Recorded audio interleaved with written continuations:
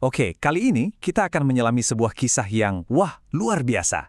Cerita tentang seorang pria yang bangkit dari posisi paling bawah di masyarakat sampai ke puncak spiritual tertinggi. Pernahkah Anda bertanya-tanya, gimana sih caranya seorang pria yang nggak punya keluarga, nggak punya siapa-siapa, bisa jadi salah satu guru paling dihormati dalam sejarah Islam? Nah, di bahasan kali ini, kita akan menelusuri perjalanan Salim, yang hidupnya benar-benar menantang semua definisi kita tentang status dan kehormatan. Bayangin, seorang khalifah sekelas Umar bin Al-Khattab sampai bilang, kalau Salim masih hidup, saya akan tunjuk dia jadi pengganti saya. Ini bukan ucapan main-main loh. Untuk ngerti kenapa pemimpin sekaliber beliau bisa bilang begitu tentang seorang mantan budak, kita harus mundur dan lihat ceritanya dari awal. Oke, kita mulai dari awal ya. Kisah Salim ini dimulai di hiruk-pikuk pasar Mekah.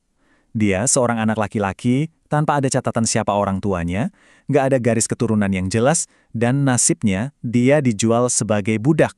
Tapi takdir membawanya ke sebuah keluarga yang luar biasa. Dia dibeli dan dibesarkan oleh Tabiah binti Ya'ar, istri dari seorang sahabat Nabi yang mulia, Abu Hudzaifah. Dan disinilah titik baliknya. Di rumah mereka, Salim nggak diperlakukan sebagai properti, sama sekali bukan. Dia justru dibesarkan layaknya anak sendiri, sampai akhirnya Abu Hudzaifah membebaskan dan bahkan mengadopsinya. Nah, status barunya ini disebut maula. Dalam Islam, maula itu bukan cuma sekedar mantan budak. Ini lebih dalam dari itu. Seorang maula tetap punya ikatan kesetiaan dan kekerabatan dengan keluarga mantan tuannya. Jadi seolah-olah dia jadi bagian dari klan. Konsep ini harus kita pahami adalah sebuah revolusi, perubahan total dalam cara masyarakat memandang perbudakan saat itu. Jadi penting untuk dicatat ya, Islam itu nggak menciptakan perbudakan. Praktik ini sudah ada jauh sebelumnya. Tapi yang Islam lakukan itu beda banget. Dibandingkan dengan eksploitasi brutal dan perbudakan seumur hidup yang jadi norma, Islam datang membawa reformasi. Ada aturan perlakuan yang manusiawi, ada jalan yang jelas menuju kebebasan, dan ada integrasi sosial setelah bebas. Ini adalah kerangka kerja yang radikal, yang memanusiakan mereka yang diperbudak dan memberi mereka martabat. Lihat deh hak-haknya, harus dikasih makan makanan yang sama, pakaian yang sama, nggak boleh dikasih kerjaan yang terlalu berat, bahkan harus dibantu kalau tugasnya sulit. Dan yang paling penting, membebaskan budak itu dianggap sebagai ibadah. Nah ini dia poin kuncinya, lingkungan yang penuh rasa hormat dan kesempatan inilah yang membuat anak laki-laki seperti Salim bisa tumbuh dan berkembang potensinya. Tapi perubahan status sosialnya itu baru satu bagian dari cerita. Ada hal lain yang jauh lebih mendalam yang pada akhirnya benar-benar mendefinisikan siapa Salim sebenarnya, yaitu hubungannya dengan Al-Quran.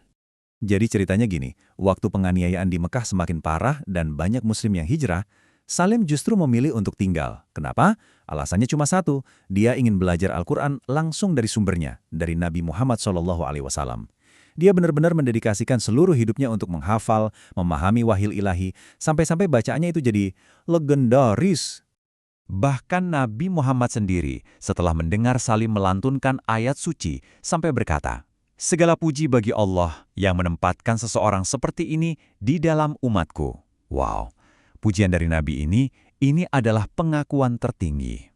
Sebuah validasi mutlak atas pengabdian Salim dan keindahan bacaannya yang bisa menyentuh hati. Nah, pengetahuannya yang mendalam tentang Al-Quran inilah yang kemudian akan mengangkat derajat Salim ke posisi yang, jujur saja, hampir nggak terpikirkan untuk seorang mantan budak di zaman itu. Oke, ceritanya berlanjut setelah hijrah ke Madinah. Masjid pertama pun didirikan di Kuba. Tentu saja, masjid butuh seorang imam untuk memimpin sholat harian. Nah, yang menarik adalah siapa yang akhirnya terpilih untuk tugas yang sangat terhormat ini. Ternyata, komunitas muslim di sana memilih Salim Maula Abi Hudzaifah. Kenapa dia? Jawabannya simpel, karena dialah yang paling paham, paling menguasai Al-Quran di antara mereka semua. Bayangin, dia memimpin sholat dan di belakangnya ada tokoh-tokoh besar seperti Abu Bakar dan Umar bin Al-Khattab. Ini benar-benar menunjukkan prinsip inti dalam Islam. Kalau urusan iman, yang dilihat itu bukan keturunan atau status sosial, tapi ilmu dan kesalehan. Titik. Dan pengakuan atas keilmuan Salim gak berhenti di situ. Nabi Muhammad SAW sendiri yang mengukuhkan statusnya sebagai seorang guru besar. Beliau menyebut Salim sebagai salah satu dari hanya 4 orang di mana seluruh umat dianjurkan untuk belajar Al-Quran dari mereka. Nabi bersabda, ambillah Al-Quran dari 4 orang. Abdullah bin Mas'ud, Salim Maula Abu Hudzaifah, Ubay bin Ka'ab, dan Mu'ad bin Jabal. Masuk dalam daftar super eksklusif ini adalah kehormatan tertinggi. Ini sama saja dengan mengatakan bahwa Salim adalah salah satu sumber rujukan utama ilmu agama bagi seluruh generasinya. Tapi, kehebatan Salim bukan cuma di bidang ilmu. Pengabdiannya itu seimbang. Di satu sisi dia seorang ulama, di sisi lain dia adalah pejuang yang pemberani di medan perang. Dia ini ikut bertempur di setiap pertempuran besar bersama Nabi, tapi ujian terbesarnya, ujian keberaniannya yang paling puncak, justru datang setelah Nabi wafat. Tepatnya dalam pertempuran Yamamah. Ini pertempuran yang sangat dahsyat melawan pasukan Nabi palsu, Musailamah. Jadi, di tahun ke-11 Hijriah, pertempuran Yamamah pun meletus. Dan dalam pertempuran ini, Salim diberi kepercayaan yang luar biasa besar, memegang panji perang kaum Muhajirin, pasukan paling veteran. Memegang panji itu bukan tugas biasa ya, itu adalah simbol kehormatan dan tekad seluruh pasukan. Dan saat pertempuran berkecamuk, Salim memegang panji itu tinggi-tinggi, terus berjuang sampai akhirnya beliau gugur sebagai syahid di medan perang.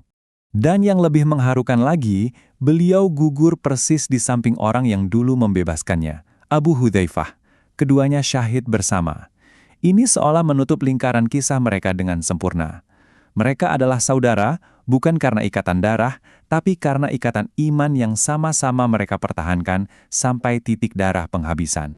Makanya, bertahun-tahun setelah itu, ketika Khalifah Umar mengucapkan kata-kata yang kita dengar di awal tadi, jika Salim masih hidup, aku akan menunjuknya sebagai penggantiku, sekarang kita paham betapa dalamnya makna ucapan itu. Warisan Salim sama sekali nggak pudar, dia terus dikenang sebagai sosok yang bahkan layak untuk memimpin seluruh umat Islam. Kisah hidup Salim ini benar-benar mengajarkan kita satu hal yang sangat penting.